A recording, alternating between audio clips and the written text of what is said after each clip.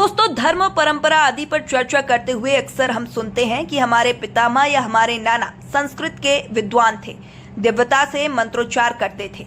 हमें ध्यान आता है कि हमने स्वयं दर्जनों लोगों को सोशल मीडिया की मंच से ऐसा कहते हुए पढ़ा और देखा है। तब हमारे मन में यह बात आती है कि भला संस्कृत भाषा के पठन पाठन की स्वाभाविक क्रिया 2-3 पीढ़ी पहले ही क्यों थम गई। इसका एक सर्वे स्वीकृत साधारण सा उत्तर तो यही है कि हम अंग्रेजी पढ़ने लगे। अंग्रेजी की लोकप्रियता के सामने संस्कृत भाषा का अस्तित्व ही नष्ट होता चला गया। यहाँ तक कि कुछ प्रगतिशील आधुनिक ज्ञाता लोगों ने संस्कृत को मृत भाषा की संज्ञा ही दे डाली है।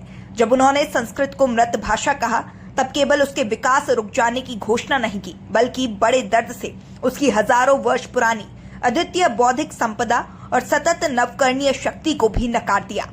Sanskrit is a dead language. हमें ध्यान आता है कि हमारे विद्यालय के दिनों में संस्कृत के आचार्यों का सम्मान घटने लगा था। कुछ लोग बहुत सम्माननीय थे, किंतु अधिकांश की वैल्यू ही नहीं थी। उसका पहला कारण यही था कि हमने अपने महान भाषा को महत्व देना बंद कर दिया था। अंग्रेजी की गुलामी ने हमें संस्कृत से विमुख किया। दूसरा कारण स्वयं संस्कृत पढ़ाने वाले शिक्षक थे। अधिकांश अपनी गरिमा खुद नष्ट कर डालते थे। मनुष्य अपने व्यक्तित्व का निर्माण स्वयं करता है, चाहे तो उसे वरीयता प्रदान करे, चाहे तो नमूना बनाकर रखे। एक विचित्र हीनता बौद्ध ने हमारा बड़ा हित किया। संस्कृत भाषा हमारे शिक्षण से हटती चली गई। रही सही कसर अंगभीर जोकर जैसे आचार्यों ने पूरी कर डाली।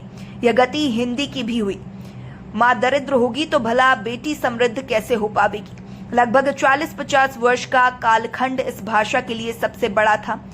यह वही कालखंड है जिसे प्रगतिशील लोग गोल्डन नेहरू एरा कहते थे।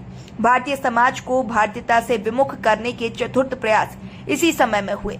इसके परिणाम आज तक हम भोग रहे हैं, किंतु एक प्रतिगामी समय के बाद आज देखा जाता है कि संस्कृत भाषा को नवजीवन मिल रहा है।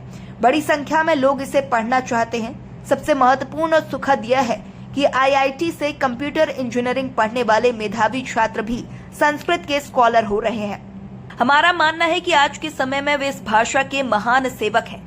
पारंपरिक गुरुओं का ज्ञान तो है, किंतु सर्वदा नवीन और विज्ञान के क्षेत्र से जुड़े लोग संस्कृत की सेवा कर रहे हैं। इससे अच्छी बात क्या हो सकती है।